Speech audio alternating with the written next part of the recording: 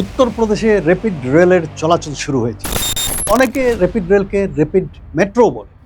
গাজিয়াবাদ থেকে মুরাদনগর পর্যন্ত চলছে এই র্যাপিড রেল। এই দুই স্টেশনের মাঝখানে বেশ কিছু স্টেশন আছে এবং আমরা একটা খবর পাচ্ছি সেই স্টেশনগুলো থেকে দামি আরটিএস সিস্টেমের কেবল চুরি হয়েছে।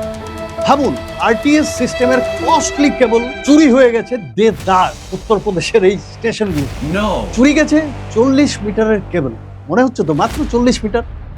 চোরেরা এই কেবল বিক্রি করে সব থেকে বেশি যদি টাকা পায় 2.5 লক্ষ টাকা পেতে পারে, এর বেশি 1 টাকাও পাবে। কিন্তু এর যদি মার্কেট প্রাইস আমরা দেখতে যাই, মানে যদি কিনতে যান, তাহলে কিন্তু এর দাম পড়ে যাবে 10 লক্ষ, না 20 লক্ষ থেকে 30 লক্ষও পড়তে পারে। তার কারণ হচ্ছে এই কেবল ম্যানুফ্যাকচারিং এর টেকনোলজি কিন্তু ভারতের কাছে নেই। সেই টেকনোলজি আমরা বিদেশ থেকে আমদানি করে নিয়ে আসতে হয়, যেটাকে আমরা বলি টেকনোলজি ট্রান্সফার। তারপর তা ভারতের মাটিতে বাস্তবায়ন করতে লেগে যায় প্রচুর ইনভেস্টমেন্ট। আর এই চোরেরা মাত্র কয়েক মিনিটের মধ্যে পুরো সিস্টেমের 12টা বাজিয়ে দিয়ে চলে।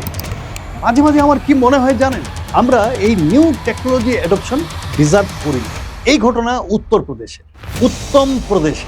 আবারও সেই একই কথা বলবো, লোটা সাপের বিন আর গরুর গাড়ি আমাদের জন্য একেবারে ঠিক টেকনোলজি।